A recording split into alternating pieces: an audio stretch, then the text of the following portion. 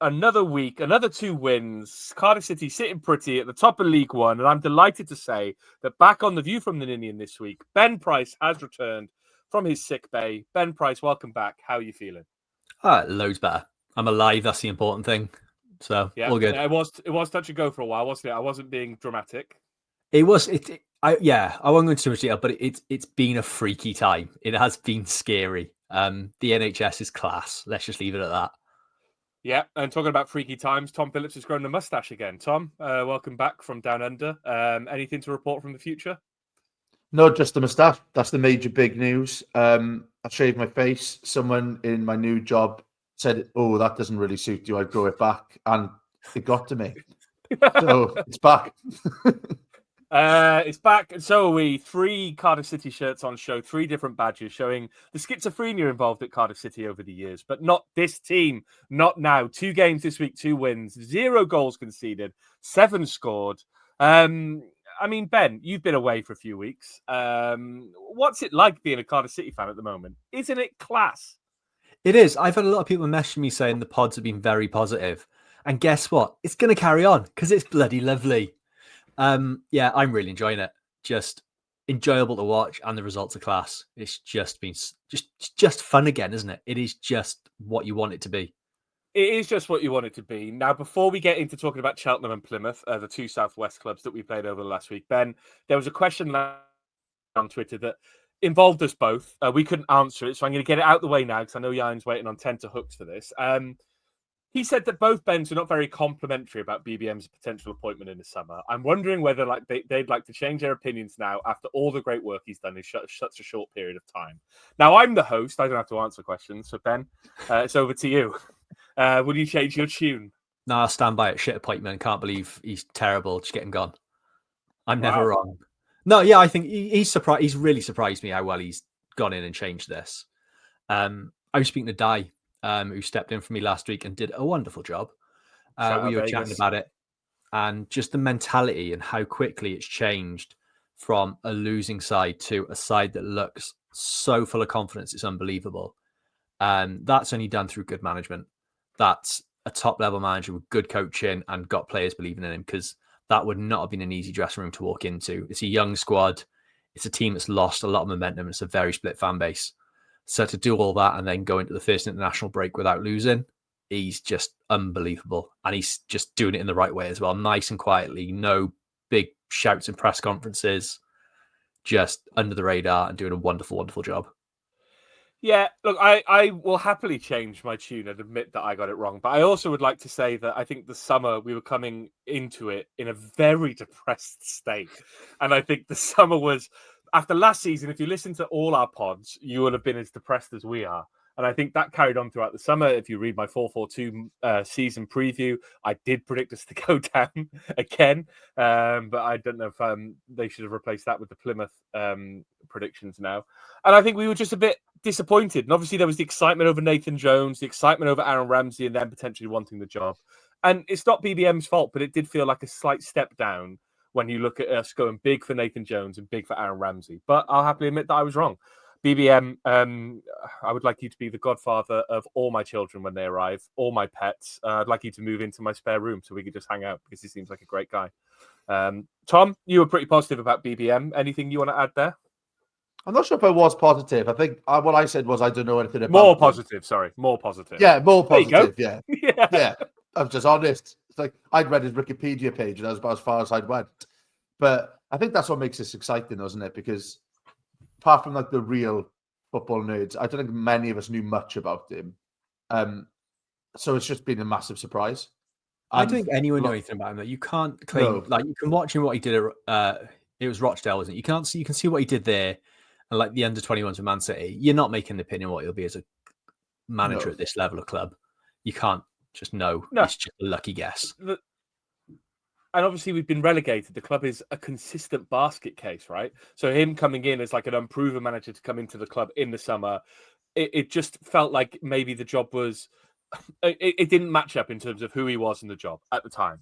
And I think a lot of people went in with hope rather than expectation over who he was in terms of bringing through the youth. But he's absolutely proving the point now that he's the right man for the job. Like, we've seen it week in, week out. He's trusting the youth. He's getting the best out of these players. We'll talk about people like Isaac Davis.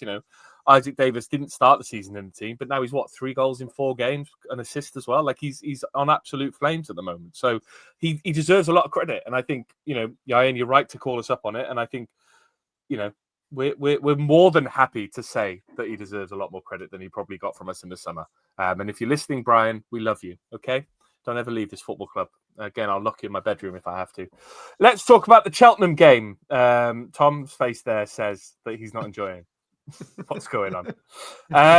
Ben, let's talk about the Cheltenham game. Obviously, Carabao Cup in the week.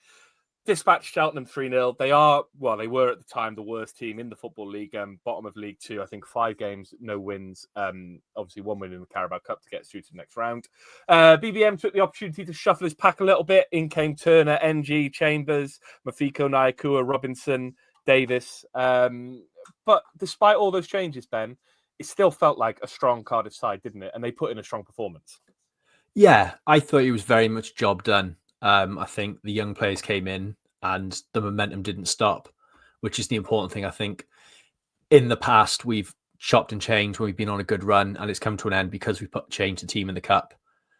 And this was very much not that. I think players coming, it was the right balance of players that have played some minutes and it wasn't like a full reset and a full load of lads that haven't played. It was players that probably needed to start, like Davis hasn't started the league game, but's been on fire. He needs that run out. I think Joel Colwell, the more minutes he gets, the better, because he doesn't seem to get tired or lose any energy. So I think he just needs to run about to regenerate. So that's always good. And then I think for me, seeing Mafiko come in as in that 6 role after his left back sort of experience, it was just nice to see him play well there. And I thought he was outstanding. Yeah, Tom, you can talk about the Carabao Cup and you can talk about the opportunity to kind of change things around. But the main thing with these games, isn't it, is to keep on winning, especially when you're new to a club. You're putting in a new system in place. You've got a new management team, players coming in and out of the team. It's just important to keep the momentum going, isn't it? Yeah, for sure. And I think for fans especially, like even losing in the cup, it kind of takes something away from it as soon as that unbeaten run disappears. So I think it was a big, big win on that front. And you could tell that BBM's taking it seriously by his substitutions as well. Like with 2-0 up at half-time, you think, oh, this could be a time where you just, bring on youngsters or rest players. But bringing on Colwell and Willock, you're like, right, he's making sure we get this game done. And he sees the importance of it himself. And I think that's huge. I think he's come in, he's sensed that we're a club wanting a bit of consistency, wanting to keep the momentum going. And he's just hit the nail on the head. And yeah, I'm really, really happy that he's taking it seriously because I don't care what competitions it's in. It's fun watching winning football. I'm getting a lot of it at the moment. Let's talk about XG for a minute, Ben. Have you ever expected a Cardiff team 2.9 XG? We scored 3 goals.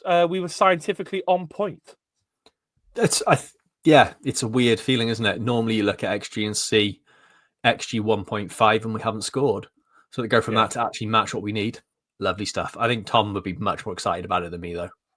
Yeah, Tom, big XG fan. Want to talk us through that?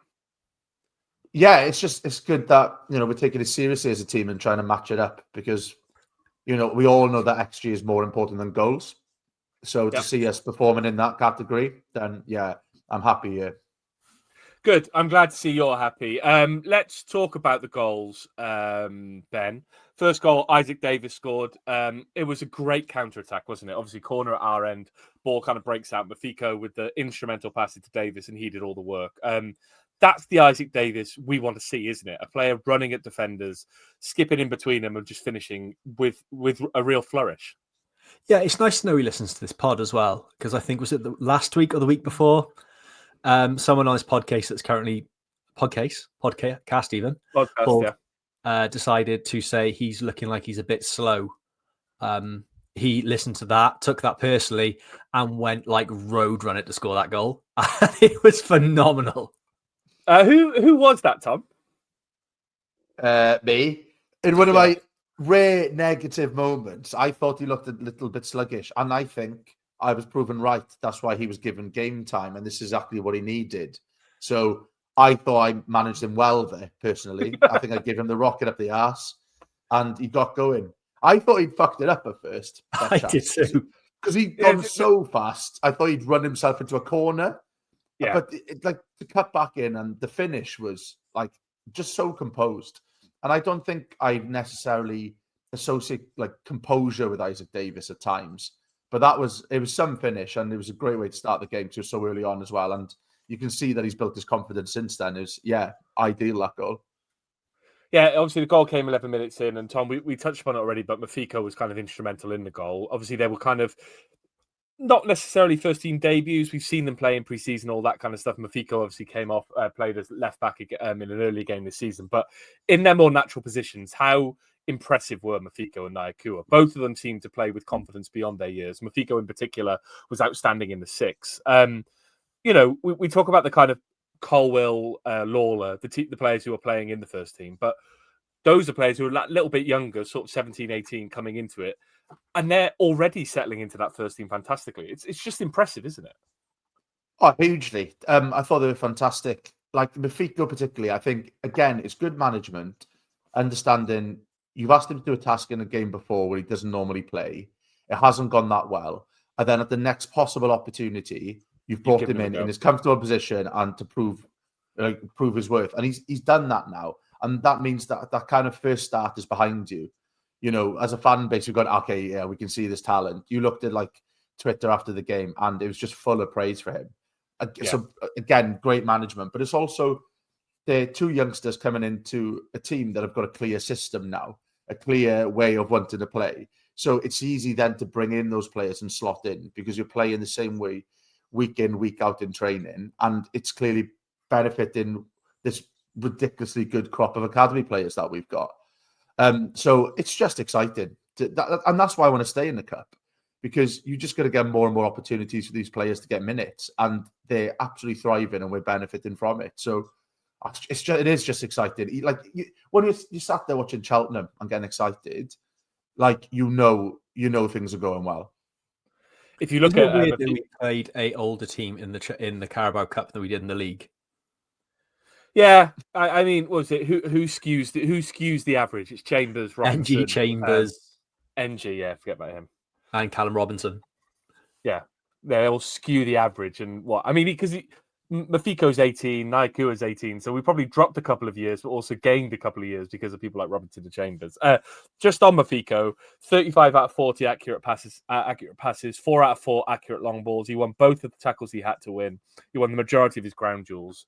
Ben, that's a performance beyond the years of an 18-year-old, really, isn't it? It's just showing the maturity of the system. Yeah, it backs up what BBM was saying, though, wasn't it? After the left back game where he made his debut, saying when he goes in that role and you see what he's capable of in the six, you'll see what kind of player he is and see what we see in training. And he did exactly that. It's huge that he put that performance in after that debut, because it's very easy, and we've seen players have their confidence broken with debuts and being subbed, especially when it's subbed, was it like 35, 40 minutes.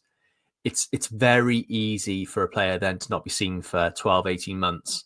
And that then sort of they make an appearance in an FA Cup game and they sort of go off and don't do anything. It's great management. It's great by him as well to have the mentality of going, oh no, I'll show you what I can do. That was just a blip and it's not going to define my career. Massive mentality from him. Talking about blips that aren't going to define someone's career, Tom, Callum Chambers gave away a very bizarre penalty. It feels like for Chambers at the moment, it's just not going right, is it? And that kind of sums it up. I don't think it really is a penalty, but he slipped and taken the guy out. So what's the referee got to do, really? It's just unfortunate, isn't it, Tom? Yeah, it's a penalty just because he has clattered into it. It just wasn't intentional. Yeah. It was a funny one. Because at first I had no idea what had happened. So that can't be a penalty. Like nobody was really facing him or doing anything. It's like, oh no, he's just completely stacked it and fallen into his legs. Yeah. But like that's what's going right for us at the moment. So we've conceded a comedy penalty. We haven't then conceded a goal and unravelled. We've actually got a young goalkeeper who's come back in and then saves it. So I think we're trying to add a bit of jeopardy, and even that's not working to our games now. Just coasting these performances, but yeah, it was a bizarre penalty, and at least like Chambers then goes up the other end and scores. Like even the people who are underperforming again, nice little moments as well. So yeah, I think that a bit of adversity, getting a young keeper to like save a penalty, just adds another cherry to it, really, doesn't it? Yeah, and Ben, let's talk about that penalty save. Matt Turner stood strong. He stretched completely out to the left. It was quite a good penalty. It looked like it was going right in the corner from the Cheltenham player, but Turner got there and made a really strong save. Turner started the season, Trott's come in, and as much as I was probably critical of Trott coming straight in, you cannot argue with Nathan Trott. The guy's the best keeper in the league at the moment. But it's nice to see that Turner has just taken it all in his stride, isn't he? And he's making saves like that in big games. Yeah, it's massive because he didn't have a lot to do other than that, especially like up until the penalty. He may as well sat in the family stand with the rest of the people, the rest of the fans, because Cheltenham were poor. I can see how they're bottom of the EFL. But say switched on and pull off that save. It's a massive. It's more confidence for a lad that after his behaviour in the South Wales derby, I don't think needs any more reason to be confident. But I'm all for it because wicked save, really, really strong performance again. Yeah, Tom, you touched upon it there, but let's talk about Callum Chambers rectifying for that penalty with his goal. We haven't scored, this season we've gone the opposite to Cardiff City. We scored a lot of goals from open play, but it was nice to see us actually revert to type and score a goal from a set piece, wasn't it? Yeah, I'm a bit bored of screamers. We're scoring them every week. No, it was just like a good old school, just ball into the box, glancing head, done. And I was like, oh, cool. There's more. Yeah, another string. We still do that.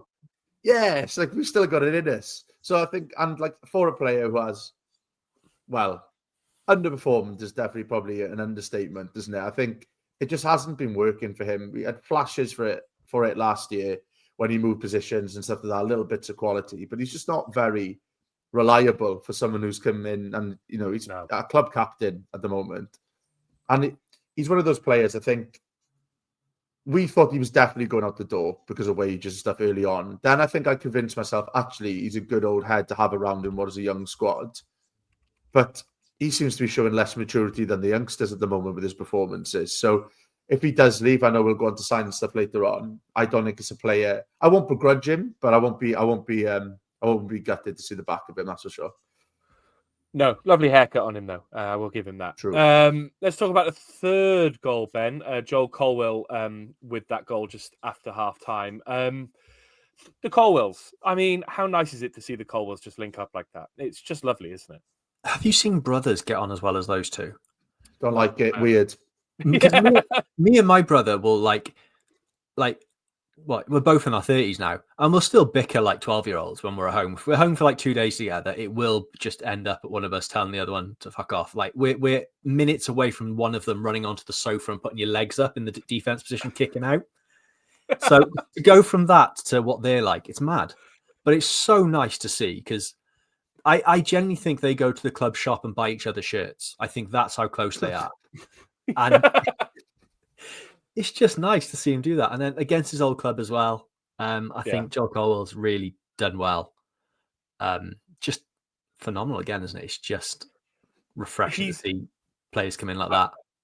I think Joel Colwell is, Ruben is Ruben, but Joel Colwell's such a different type of midfielder, but he's a type of midfielder we've not had for a few years. We've not had a player who wants to play 6, 8, and 4 all at once. He wants to get the ball from defence, bring it forward, take it across to the halfway line, and make something happen when he gets there. Like against Wimbledon, I remember there was a moment where he got the ball probably 30 yards from his own goal. He managed to break away from 3 challenges and then played in someone on the wing. And it was like, how is he able to do all of this stuff? And that goal is a prime example of kind of another string to his bow. He got into the box. It was a great finish from him. The keeper had no chance really. And he was very composed, 12 yards out with a few defenders around him. So I just can't, I can't fault him so far. But I mean, Tom, one of the kind of, the Cheltenham game was great, but obviously before the game, there was a bit of a bitter blow with Eli King being ruled out. A lot of us had high hopes at Eli King this season. I think one of the beneficiaries of Eli King not being in the team in the early part of the season was Joel Colwell.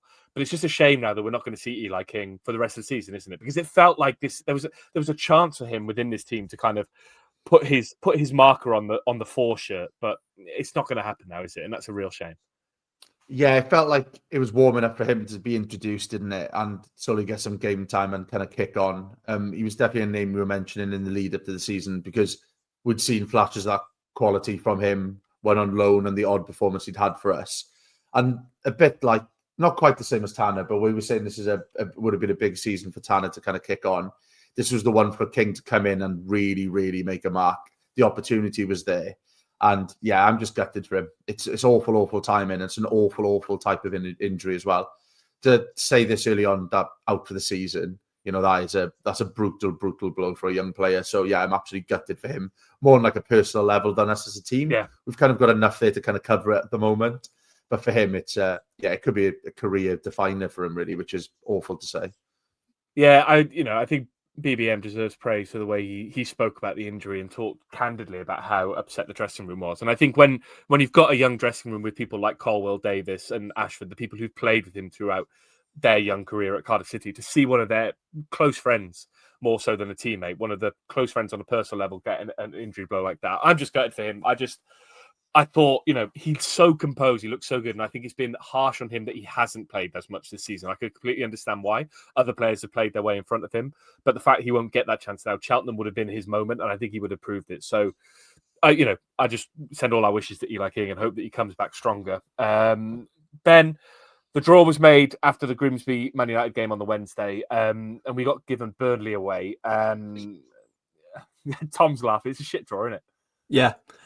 I think everyone at the state, you get to like the third round, you think Premier League side now would be lovely. And you couldn't have drawn a worse choice. So we got the Premier League side. We got that little crumb. And then it's the worst one possible. I genuinely don't think of all the sides it could have been worse than Burnley away. It's just crap. Because it probably is where the unbeaten run's going to come to an end. It's going to be a terrible game. It's a long way to go on a Tuesday night. Yeah, and Scott Parker's going to win. All of those are bad things. All of those are bad. And Burnley are going to win. Although I suppose it'll be bouncing in big window, and you can't fault that. That's true. What a place. Yeah. What a pub. £2.10 for a pint at Cronenberg. Although that was 7 years ago. Yeah, that is actually a surprising amount of time ago now. Yeah. Maybe it'll be about £2.50 now for a pint of Cronenberg in there. Yeah. Cost of living crisis hits everyone. Right, let's move on to the Plymouth game. Tom, another game that, Plymouth came down with us last year. They've not had the best start to the season. There were high hopes for them under Tom Cleverley. They've sold quite a few players. But it always feels like there's a team there, someone who could come and cause us some problems.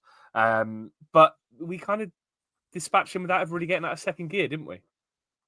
Yeah, like the first half, the goal came at a good time for us because we were just kind of plodding along, really. They didn't lay a glove on us the whole game. No. Like, they were really, really poor. But again, easy for us without, I don't know, like we say we're going to actually hammer a team at some point. We won 4-0 and this doesn't feel like that's the hammering. It doesn't feel like the hammering. There's more to come, which is odd. But yeah, they were poor. And like this 3,000 of their fans come down as well to watch that performance. I can see why they're getting frustrated. And like, again, it's another one that would have been when the fixtures come out, you look at it and go, oh, this was going to be one of our early tests in the season. That wasn't a test, really.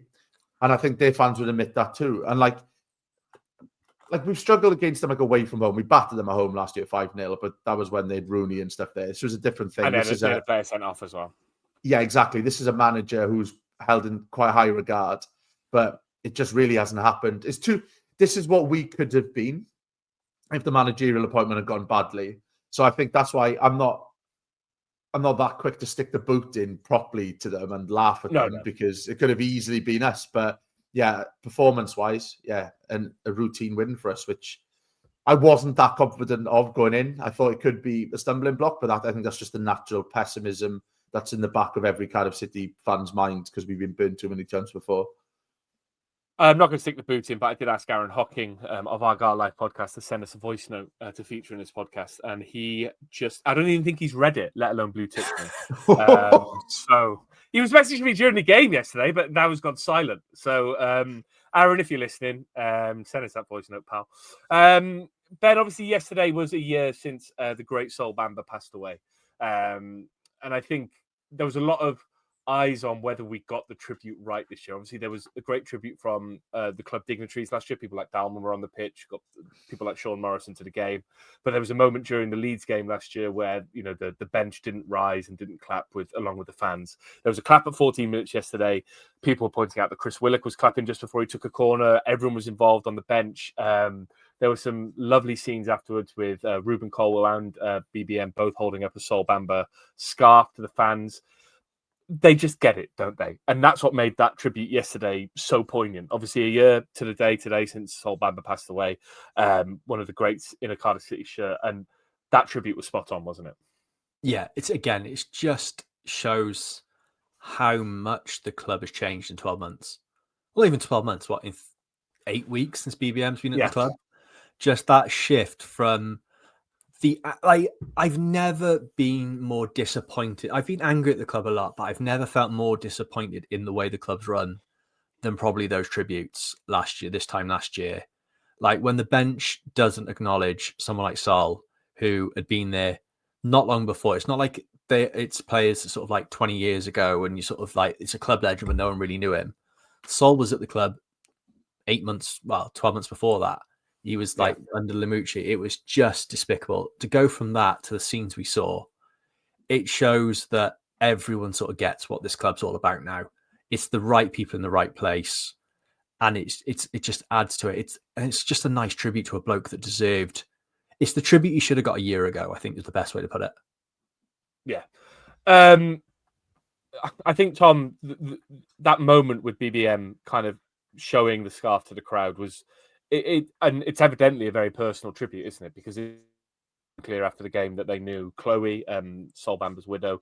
You know, you can say that he gets it, but also he gets it because it is personal to him, isn't it? And I think we're seeing the mark of a man who completely understands the emotional tone of situations and is able to kind of put his best foot forward and show that he gets it.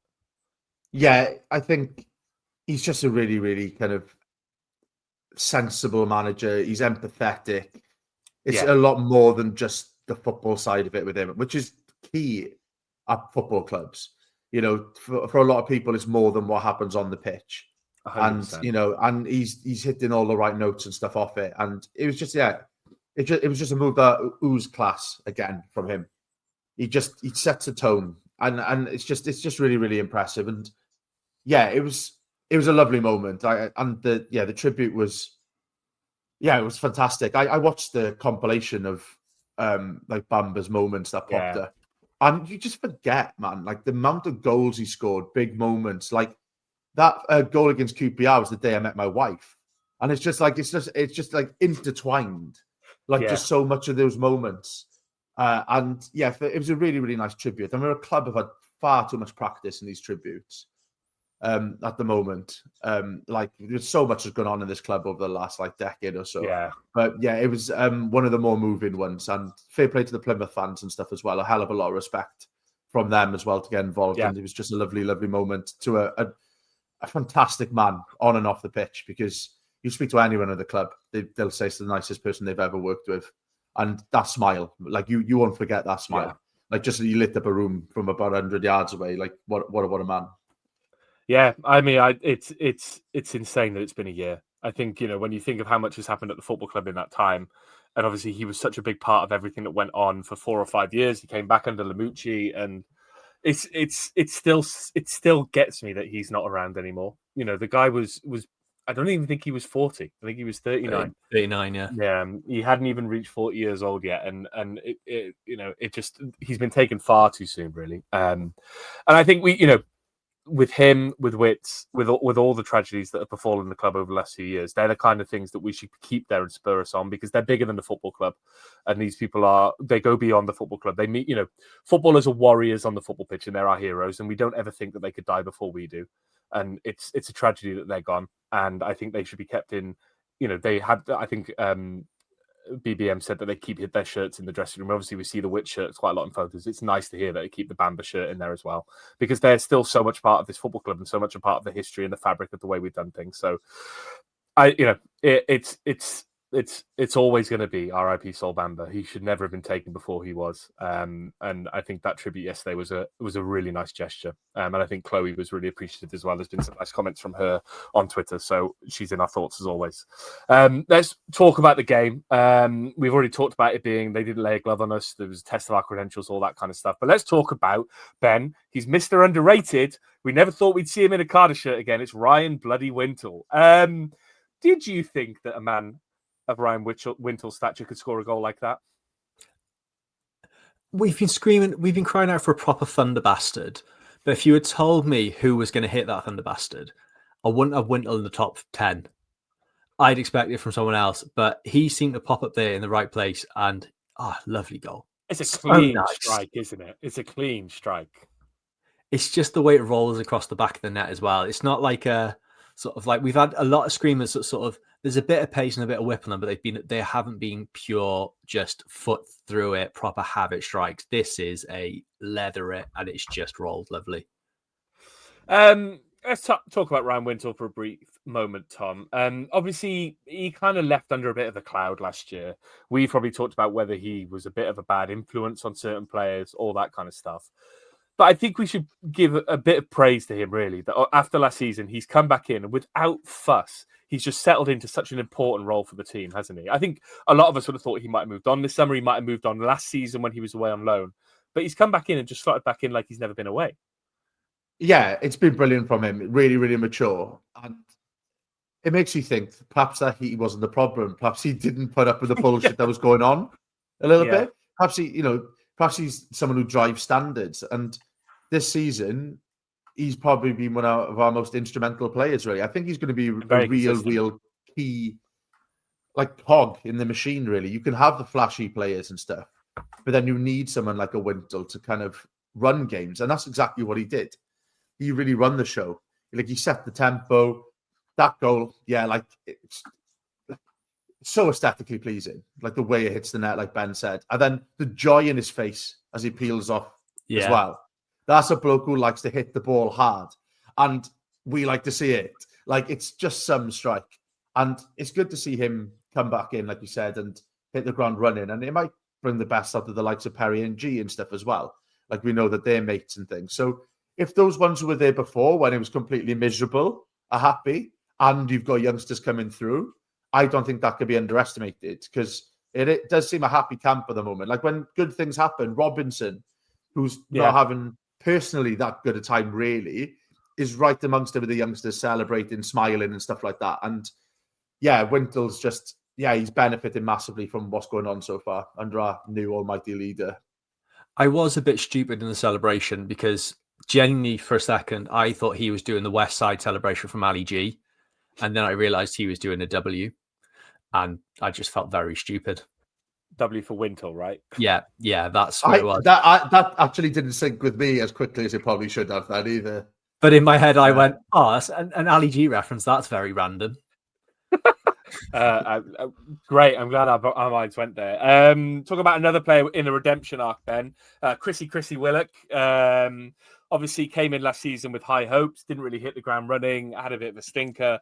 This season, I mean, apart from the Port Vale game where nobody played well, so we're going to write that off, he's been fantastic, hasn't he? And he got the second goal in this game. I think when you look at a lot of our wingers, when you look at Ashford, Tanner, there's a lot of pace there. Willock isn't the quickest, but he's very good at ball retention and he's very good at kind of sending defenders for a hot dog. And that's effectively what he did for the goal, didn't he? Came inside, sent the defender one way, cut back inside. And yes, it took a deflection, but it's nice to see him having a strike from distance, isn't it? That's a player with his tail up.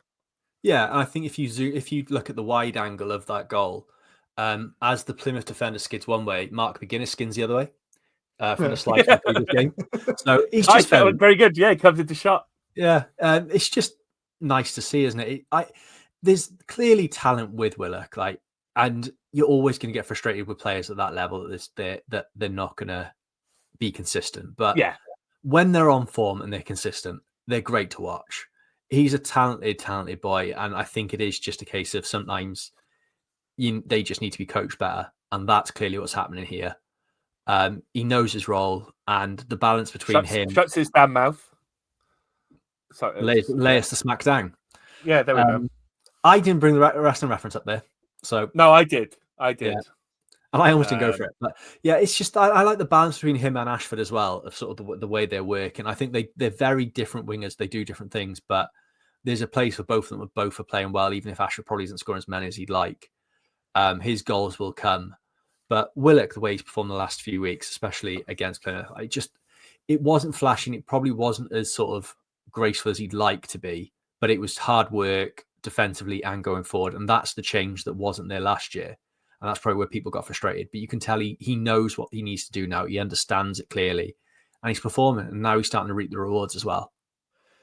You mentioned Ashford there, but Tom, I think Ashford's come in for some criticism in recent weeks. Ben talked about him there as kind of complimentary and a slightly different winger to Willock, but in that goal, they teamed up lovely. I think, Ashford starts the move, he brings the ball from the right, takes it to the left.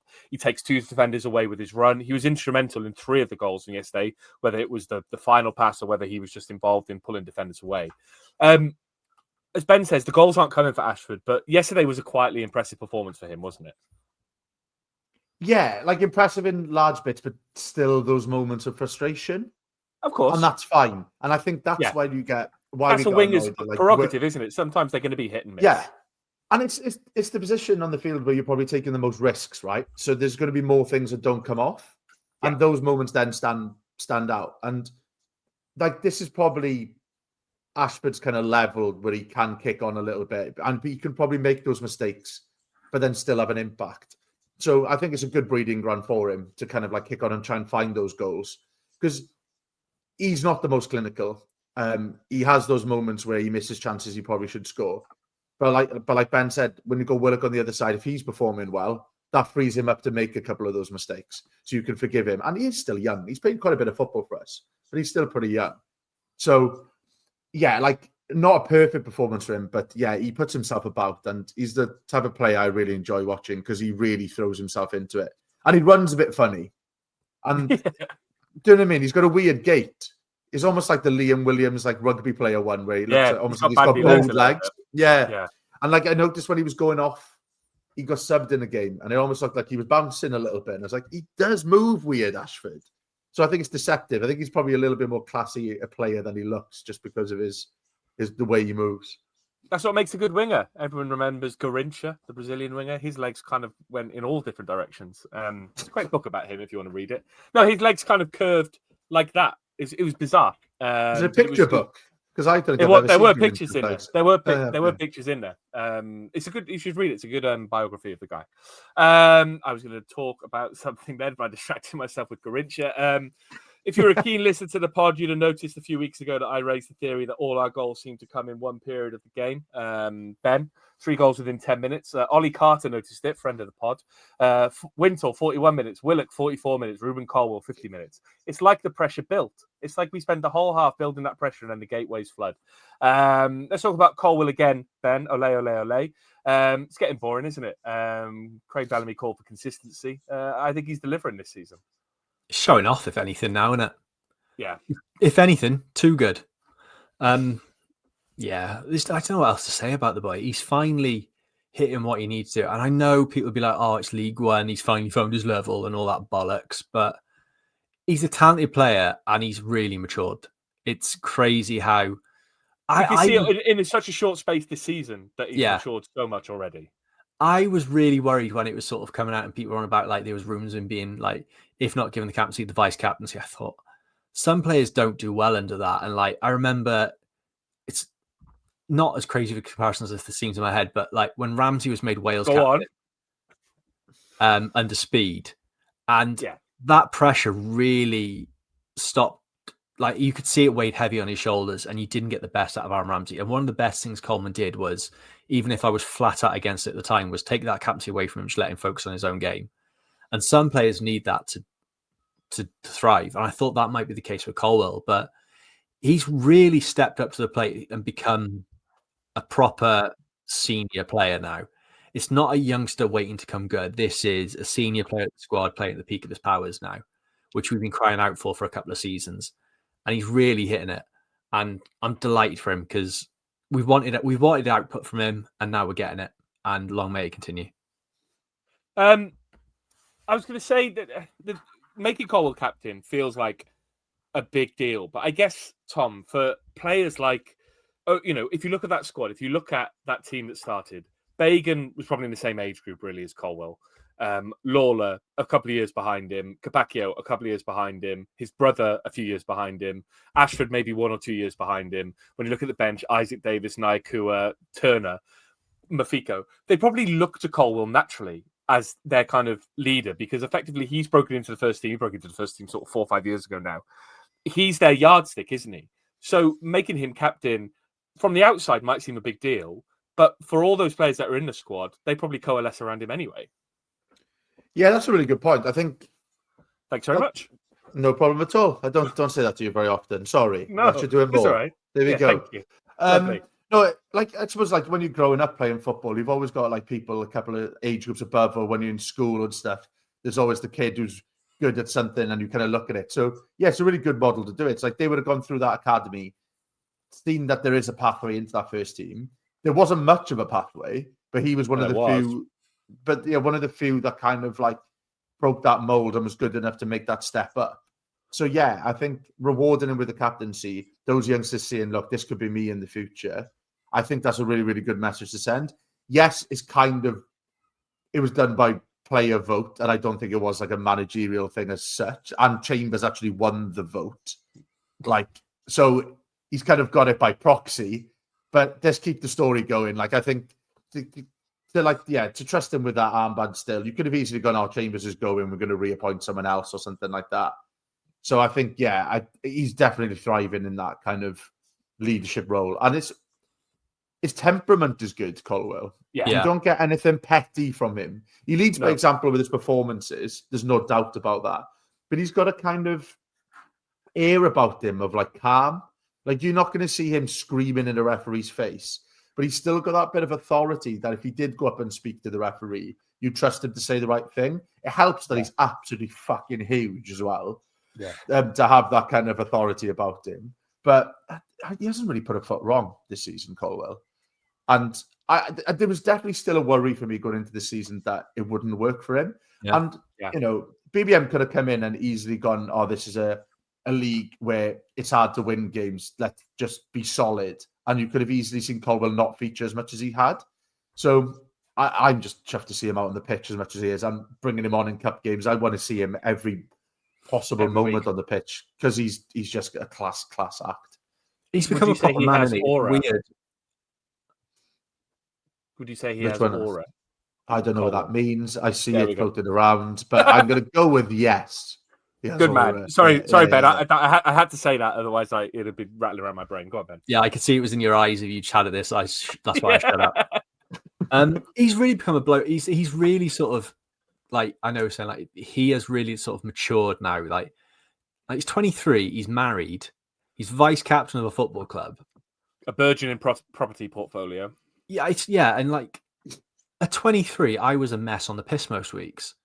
Like it's mental. Yeah. It's at 33. I was a mess on the piss most weeks. Yeah, very fair. Yeah, it's just fair play to him. Just doing all that. It's just he's really impressive now. It's nice to see it. Like because it can't be easy. Like you listen to like the press conferences of the Wales stuff, and there's so much expectation on his shoulders, like from fans and everyone wanting him to come good. It can't have been easy doing that at like 21, 22, even 23. It still can't be easy of the weight of quite a big football club on your shoulders. So it's impressive that he's doing as well as he is. Isaac Davis got the 4th goal. I think it was his 3rd goal in 4 games, plus an assist or 2 along the way. Tom, it was another impressive finish, wasn't it? Yeah, just tidy. Again, good football. Boring, isn't it? All these good goals are boring. Yeah, all the time as well. It's hard to keep up. But no, it's just, I think it is really, really important that Davis kind of keeps this run going because he's not a player who's going to start every game. But if he keeps coming on and making an impact, then, he's going to carry on putting his hand up and he's definitely going to be involved. And look, rotation is going to be key for us this season because the games do come thick and fast, especially if you stay in cup tournaments as well. And I think that's the thing that is going to be big for BBM is keeping those players who aren't playing happy. And there's a couple, I reckon, who aren't that happy if you look at the picture in the clubhouse, in the change rooms after the game. Fuck me. Jack Alnwick looks like he's seen a Yeah. ghost. But, you know, you've got to balance those personalities. And Isaac Davis, that the balance is there at the moment. He's coming on, making an impact.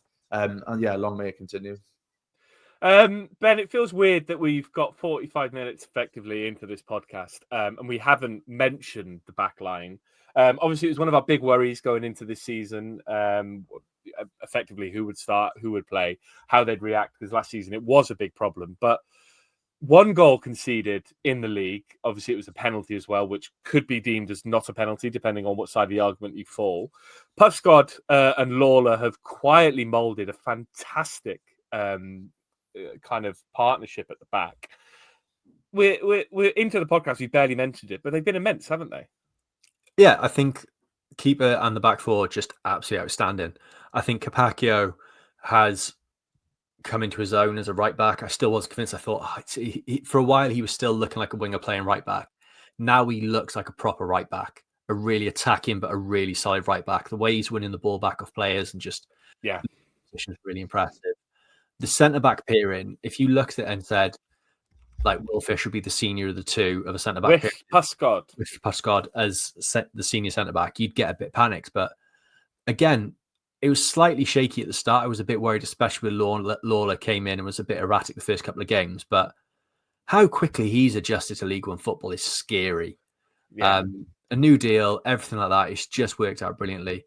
And I think one of the most underrated players we've had is Joel Bagan. I think some people 100%. have really got really unfair criticism and unfair expectations of what he's doing. But you can't have the defensive record we've got and have two full-on bombing attacking fullbacks. Bagan's been really, really solid and just done everything right. Especially since we've been on this run after the Port Vale game, he's barely put a foot wrong. And when he has, he's recovered really well. And then what else can you say about Trott? Just a wonderful signing. World class in League One. I think there was a moment in yesterday's game. I think it's Isaac Davis's goal where, you know, it's the 90th minute. Bagan has been outstanding all game, and he's the man who's making the run to help take defenders away from Davis's path. And he doesn't have to do that at 90 minutes. You could have said, "All right, Joel, you don't have to do that." But I think if you look at on FOTMob, please sponsor us. If you look at Joel Bagan's ratings throughout the season, he started with a 7.1 against Peterborough, hit an 8 against Swindon, but since Rotherham, Wimbledon, Luton, Cheltenham, and Plymouth, he's averaging around a 7.5 to 8 in terms of how well he's playing, and he's doing it quietly. You know, we've always talked about. People talk about Bagan as potentially being one of those players who would have left the club maybe a couple of years ago, but he has quietly transformed himself into our first choice left back. And we're now talking about getting a left back in as cover when in the summer we were probably talking about needing 2 left backs because we think he's going to go. And I think he deserves a lot of credit for that because he could have kind of just thrown his hands up and gone, I'm done here. But he's quietly got on with it. He's quietly evolving into an elder. I keep saying quietly. It's quite loud when he does a press conference. But you can see that he's a mature member of the squad. He's talking in the press conferences about what BBM's doing and how he's getting the best out of these players. And I think he deserves a lot of credit for that. So, Joel, you're a bloody good footballer. Who's your man of the match from that one, Tom? I think Willock. I Okay. think it would have been between him and Bagan, I think, in that game. But I think I would have put my hand up and say, as much as I said that Isaac Davis looked slow, I stuck by Willock. So I'm quite happy that I'm reaping the rewards from that at the moment. It's the shortest redemption arc ever. We went, he's going to have to redeem himself. 2 games later. Yeah, he's good, isn't he? Job done. Redeemed. Ben, your man of the match? Yeah, I think I have to go. I agree with Tom. Yeah, I think, Willock was great. But yeah, I really enjoy what Joel Bagan's doing at the moment. I think he's just so solid and so important to how we're playing defensively and just keeping things simple. So I'll give Bagan the nod, I think. All right, we're both wrong. It was Ruben Colwell. FOTMob gave him 9.1. So unlucky boys. Better luck next time. No, I agree with your assessment of it. Right. Breaking news. Apparently, Omari Kellerman is signing for us tomorrow. I've just we'll seen talk about transfers in a bit, but while we've been recording, a few people are reporting it. It looks like it's a done deal, which is a massive, massive signing. We'll talk about that after we talk about the Twitter questions. Listen, when it's positive, and we're getting more and more Twitter comments every week. Twitter.com/VFT Ninian. The first one, he didn't send me a voice note. Argyle Life says, I'm Ben, and I like it when my football team wins games. Grow up. Rob Jones says, unreal from the lads. Just wish that boy Ruben would find some consistency, eh? Scott Sol's a friend of the pod, says this side is quickly making their way up to my favourite Cardiff City side since I started watching. What's each of your top 5 Cardiff sides of all time? Let's just go for a top 1 because we're already 50 minutes into the podcast. We're running out of time. Ben, who's your favourite Cardiff side of all time? I think it's the first year at the CCS. Just the way that went, all the players there, every one of them's just special to me. All right, that's a good one. Tom? I think it's got to be... Originally, it would have been around like when we had Chopper and McCormack, stuff like that, but they were actually underachievers. And then it's just Morris and Bamber, the promotion winning one that season from nowhere, it felt like. I think they really got the club back into a feel-good factor that we haven't had for some time. So, yeah, probably them. I'm going to go Ole Gunnar Solskjaer's great 2015. No. All I'm 6 gonna go million for of them. All 6 million of them. I'm just going to go with, because it was the first time I'd ever seen a Cardiff side be successful, probably our 2002-2003 side when I was a bit younger, obviously getting to the playoff final. Peter Thorne, Graham Kavanagh, Daniel Gabadon, James Collins, obviously all coming through. Reece Weston at right back, Neil Alexander. Just a great side, and obviously we got promoted, so maybe even better. Jimmy James says this season has been a corker so far. Nice not to leave the ground feeling suicidal for a change. The youngsters going from strength to strength, really looking for negatives, but struggling at the moment, which I haven't been able to say for a long time. Long may it continue. Reece CFC says this is what you get when you have a manager with a philosophy and the way he wants his team to play the game, BBM, and a manager who posts reels at halftime in a game on Instagram. Reza. Oh my God. It seems so bizarre that he was our manager last year and now he's being captained by Cal the Dragon in celebrity football matches. I suppose it's what he deserves. Jay O'Connell, you guys see Kean Ashford getting penalised for simply bending over. Plymouth's defender's towering over him and was clearly going to win the header. The defender was all over him. Kean knew he wasn't going to win the head, but wasn't touching him, just bent over. How is that foul? It's the Harry Kane kind of foul, isn't it? He used to do that quite a lot. And I think referees have got wise to it, as much as Ashford probably wasn't doing what Harry Kane did, which was a lot more dangerous. John Walsh says, during all those years when we were utterly shite, there were actually people doing good things in the background, developing these players, which is now paying off. They deserve a lot of credit. Reece CCFC again says, I don't think anyone could have predicted this start to the season. Are we having a goal of the season contender every home game now? Win till rocket. Tim Burns started the season very negative, and now all I can see are positives. Exciting times to look forward to. With the constant Wales postponements we're going to face, should club have squad management in mind for all the extra games we'll need to squeeze in later in the season? I'm sure that's on their radar. I'm sure once we don't have, from what I remember from the fixtures, we don't have as many midweek games apart from the cups. So maybe if we drop out the cups, there'll be more space. MJCCFC says, I take back my annoyance at the constant calls to shoot. Wasn't aware Windle had a thunder cunt in his right peg. Ben, it's obviously clear that, during those early games in the season where there was that frustration about shooting, the players are getting more confident now in the system and are able to see those opportunities to shoot, aren't they? Yeah, I think they're passing the ball in the places to open up that space as well. I think before, very early on, it was passing a lot, but we weren't players off the ball weren't quite making the runs they should have to open up that space to allow the area to get the shot off.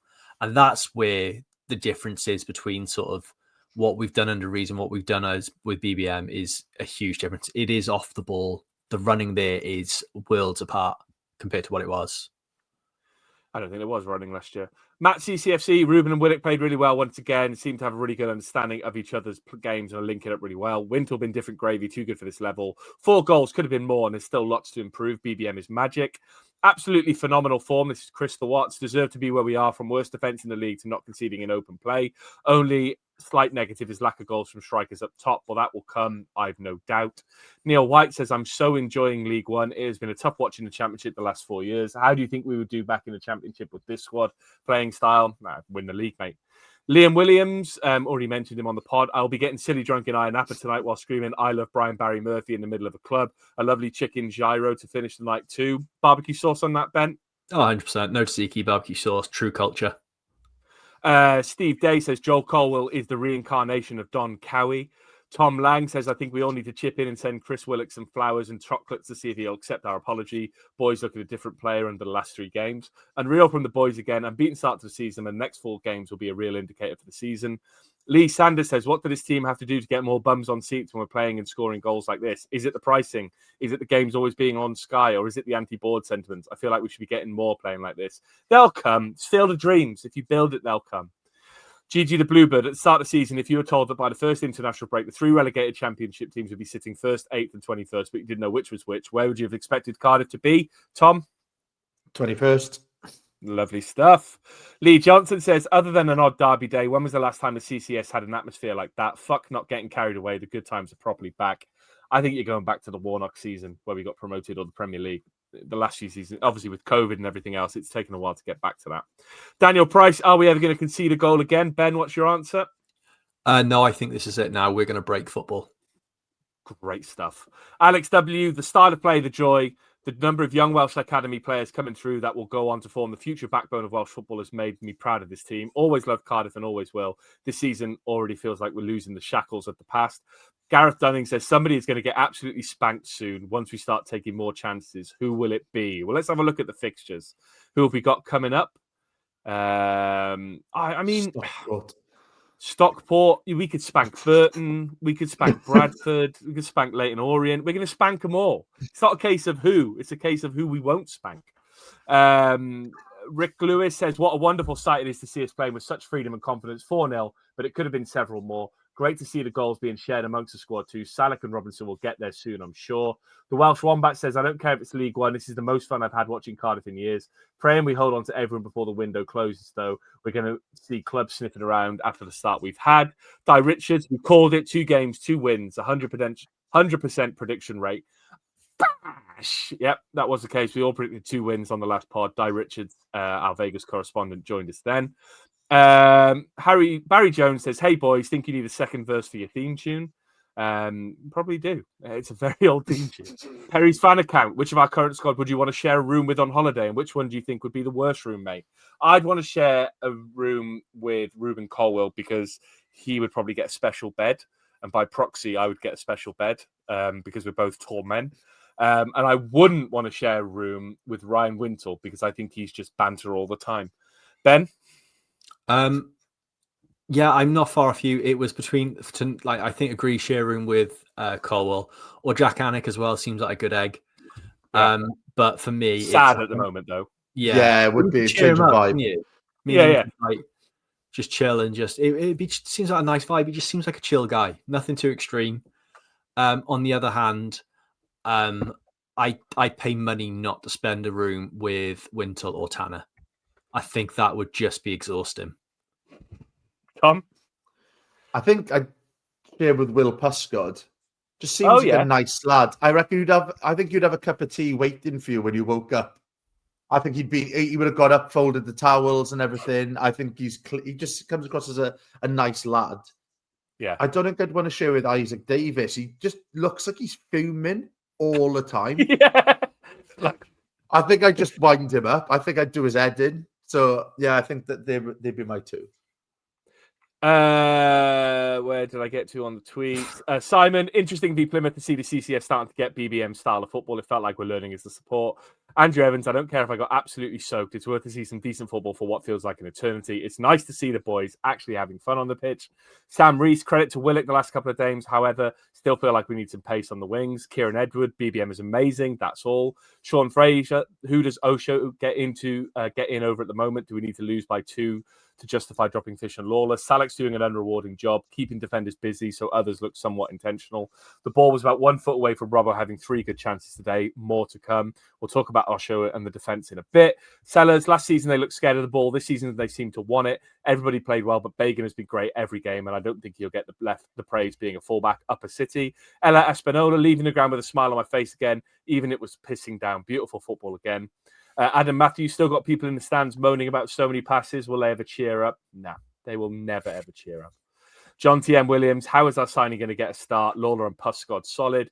Have Cardiff appointed a manager? We have. We could change your Twitter name now. Is it an exaggeration to say that we will never concede a goal again? Discuss. Alex Bennett said, Mahatma Gandhi famously said to never back the early KO. He obviously never saw BBM Ball. Easy man. And that's without the strikers chipping in. Gaz Williams starting to get annoyed at the Port Vale result because it might be the only reason we don't win 46 games this season, along with the Papa Johns or whatever it's called this season. We've got a bloody super team. Richard Endicott, this one took 2 different types of tweets because he messed up the first one. Sorry to call you out, Richard. Our centre forwards are so impotent they might need IVF treatment, but I'm not overly worried they'll score soon. It's a good pun. CF11 News, straight back up, Cardiff City. We are never losing again. Dylan Barrett thought they would be more of a challenge today. Think Huddersfield will be our only real challenge. Harry Dickens, have you approached Argyle Live for comment? Yes. He's ignored me. Craig Parfitt Parry, we are fucking massive. Can't see us losing one. Dan G, Joel or Ruben, who do you prefer? I can't pick. Welsh Wizard, perfect game to remember Sol. Sure, he'll be watching somewhere with his big smile. Christopher Thomas, good to hear Ben is back and I hope all is well with him. Football is all right, innit? Ruben with another goal assist. Mr. Bellamy, are you actually watching? Dying for Salak to get involved with the goals before his head drops. Needs one off his arse. The common Bluebird. The way we play looks great and really enjoyable, but it means that Salak does lots of hard work, keeping defenders occupied and getting fouled while midfield gets most of the goals. Looked unhappy coming off yesterday. Hope he scores a few soon or might get him settled. Tom, does that worry you that Salak's unhappy? A little bit, but not as much as it would have worried me 4 weeks ago. I still think he'll come for him. I think you would be frustrated when you're winning 4-0 and you're not the one scoring when he was scoring in a bad team last year. So it's odd, isn't it? Part of him. Yeah, part of him must have been thinking, right, I should be able to kick on here. But it just shows the different type of league, right? We're relying on his physicality to free other players up, like we said earlier on in the comments. And he's still doing a really good job. He's an absolute nuisance. And I'm just hoping he just looks sadder than he actually is, because he does look a frustrated figure at times. But I think he's going to go on a run soon. But that, yeah, I'm pretty confident of it. Sven says, genuinely in disbelief with how we started the season. Unbelievable job from everyone involved. We'll have some hiccups along the way, but back the boys all the way and we will go up. Top 3 cereals. Ben, top 3 cereal. Nesquik is the undefeated one for me. I love Nesquik. Partial to a Shreddies. Yeah. What else we got? One of the sweetest cereals. You've got 2 of the sweetest cereals there. One boring cereal. Do you put sugar on your Shreddies? Yeah, well, sweetener. No. But it's just a nice, easy one, isn't it? Something a bit more. And then, I'll tell you what I'll go for is Crunchy Nut clusters. Chocolate crust clusters. Unreal. Tom? Wheatie Bix Minis chocolate chip. That's my number 1. Then Cocoa Pops. Yeah, I'd say. And back in the day, big Wheatos man. Not so much anymore. Are they still about? I don't really know. Wheatos are still about. Yeah. Bastards. But he woke. But yeah, I didn't know cereal had gone woke. That's upset me, actually. What about you, Ben? Cocoa Pops, Frosties, and Corn Pops. If you still, Corn Pops.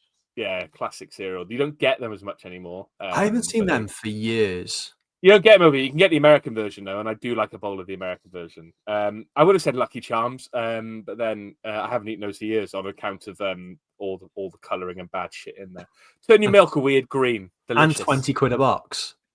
Not as expensive anymore. You can get them more widely available. Funnily enough, American candy stores in London. What an invention. Harry Hill, too soon for an invincible shout. From them is you. I don't buy either, brother. But you can dodge tax and you can buy weird shit. Harry Hill, not the comedian, too soon for an invincible shout. Never enough. Oliver Rees, no one in their wildest dreams thought we'd start like this. The players look really up for it, and it's a genuine pleasure to watch this squad. Even if we do go through a slump in form, I trust this squad to get it right. Not exaggerating, but it should have been 10. And then Mike Berry closing us out. Omar Reza beat them 5-0. BBM out. Nice to see we haven't lost our sense of humour. Twitter.com/VFT Ninian. Right. We've got all this way and we haven't talked about Gabriel Osho, Ben. What a fucking signing that is. Yeah, that came out of nowhere, didn't it? Yeah. And again, a lovely bit of business from the club. Considering Mark McGuinness was signed by Luton for 10 million to replace him, the fact we've pulled him in is mind-blowing to me. I know he's not had the best of time with injury, but I still think if he's fit and plays, that's just unbelievable. Yeah, and I mean we talked about it already, Tom. He is clearly a couple of levels. He's one level above. He's clearly a championship player. He played, I think, for Luton in the Premier League and was pretty good there. He went to Auxerre, so he's playing the French version of League One, and now he's back here for League One. It feels like a bit of a coup, doesn't it? And it feels like we've signed a player who's probably a level or two above us. Definitely. And this is the importance of starting the season well, because people are looking at it and kind of going, right, they're a club who are, ambitions to go straight back up. They've got a style of play, a decent manager, playing decent football, and we're an attractive proposition again. And we are a big club for that league.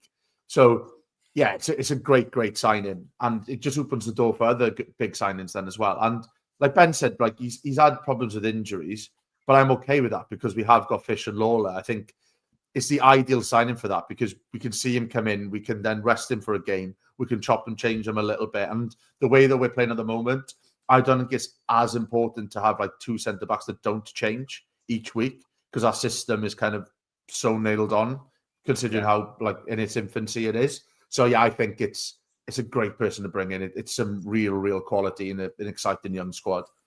So we sold McGuinness to Luton for £10 million.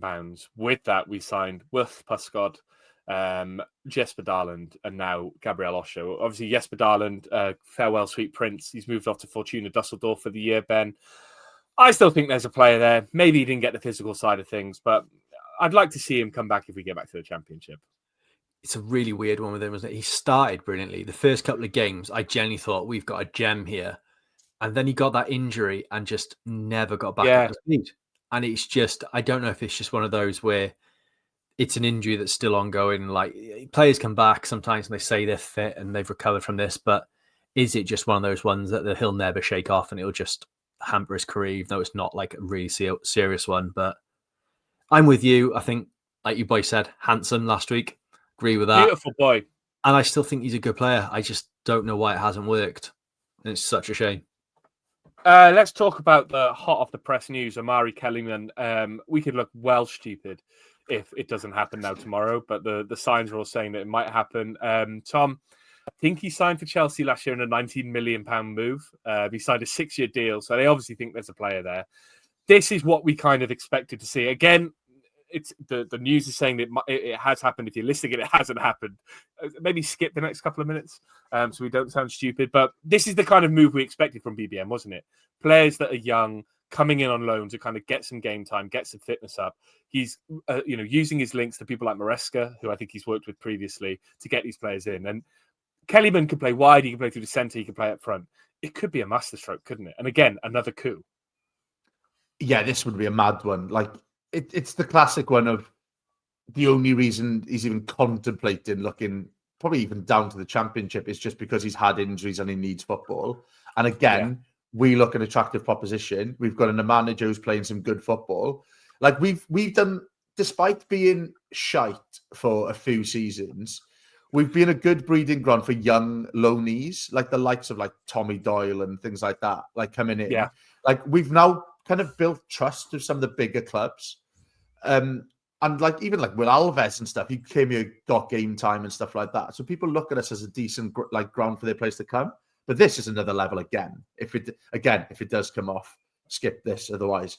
But yeah, this would be a bit of a game changer, I think. Like the Osho signing is a good, solid, sensible signing. This is just showing off. If it does come off, it's flair and it's just creativity that God, we'll have it in bags if he comes in. Yeah, Ben, this is what, you weren't here last week. You're here now, but this is what we talked about on the pod last week about it's the cherry on the cake, isn't it? It's that sprinkling of quality through the squad that elevates us a little bit, but doesn't really detract from anybody else. And I think if Kellyman comes off, it's a nail on for a 100-point season, isn't it? Yeah, I think Birmingham's will look poor. I think their whole season will look nothing. It's a weird one to see us in this, and it feels from what I can sort of work out. I'll be honest, I don't know much about him apart from the fact that he went to Chelsea for 19 million out of nowhere. But from sort of what you read about and what you look at him, he looks like a Philogene sort of esque player, just silky smooth, and I'm all for that because I think that's probably what this squad not needs because Colwell's silky smooth but in a very bulldozery way. yeah, I think he's just going to be another bit of quality up top when we're already the highest scoring team in the championship.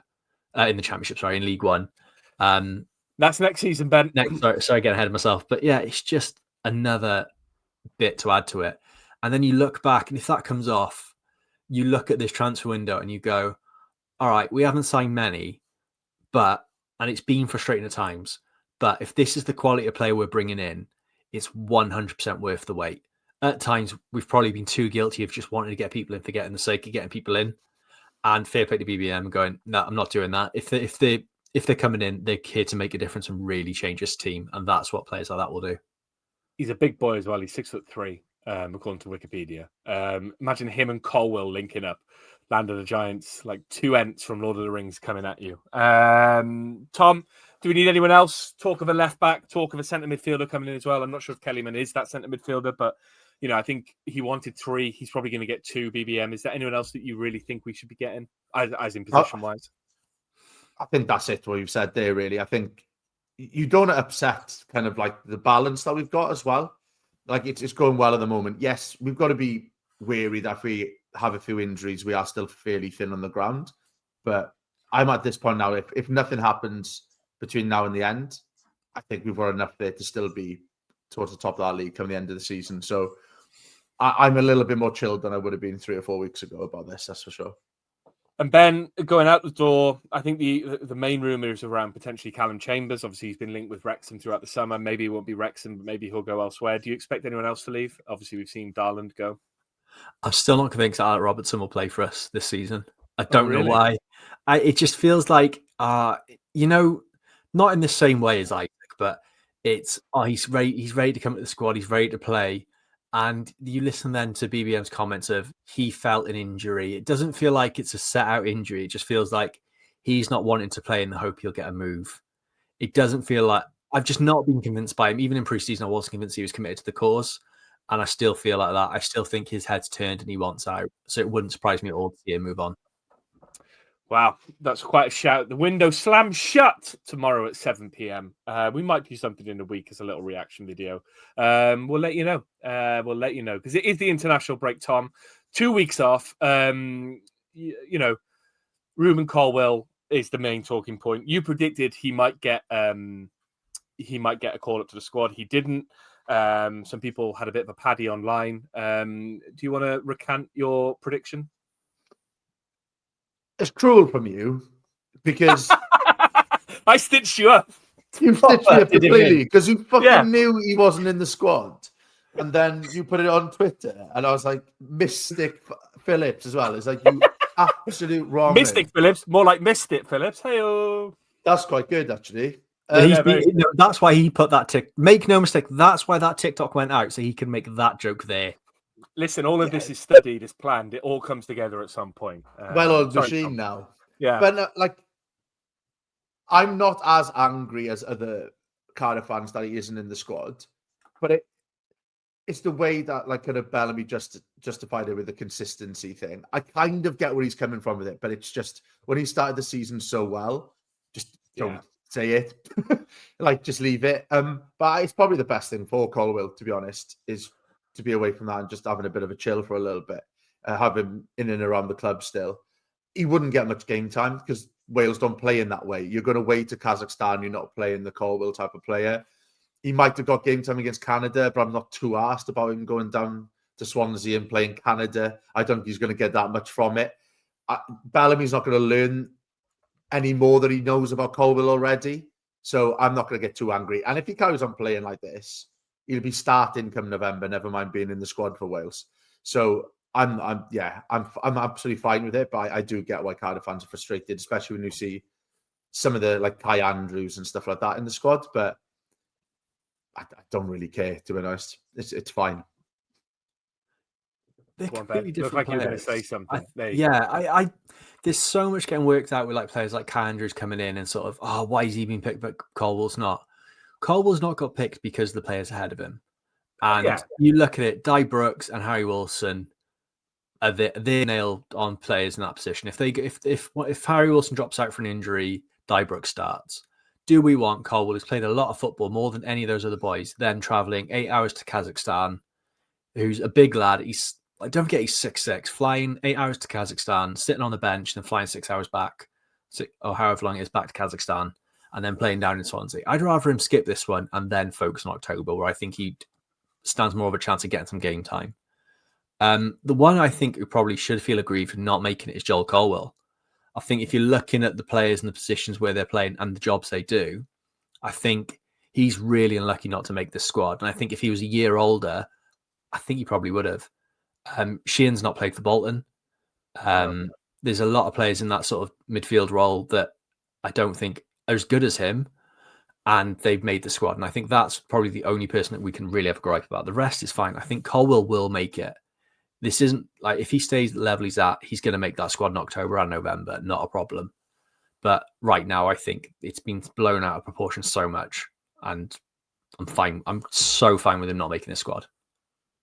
I noticed you didn't mention future 4-time Ballon d'Or winner Mark Harris in there, Ben. Any comment on his inclusion in the squad as the president of the Mark Harris fan club? Well, I resigned at this time last year. I resigned. Yeah, but they got you back in as honorary life president. So yeah, I think if, again, another player, I think if you're looking at it from a Cardiff point of view and that sort of role, I think if it carries on the way it's going, it's not going to be Mark Harris in October. I think if Isaac Davis continues what he does, he's doing a lot more than Mark Harris is doing. He can play out wide and he can play through the middle. Does exactly what Mark Harris does, but he also scores. So Mark Harris's Ballon d'Or might be swapped to the Isaac Davis Ballon d'Or. I think Mark Harris hasn't scored since, like, he scored 2 goals this side of Christmas. He hasn't scored consistently in about a year. But still, good player. He had that purple patch last year, like between August and September. And then it's dried up spectacularly to play. I don't even think he's even started for Oxford now, is he? I don't think so, no. Not that I pay attention to Oxford anyway. I think October, November, it'll be a very different looking squad from a Cardiff point of view. And I think that's when it'll get excited. I think of all the games to miss, a trip to Kazakhstan, other than people like Ryan March, who's buzzing to be out there and just sort of having...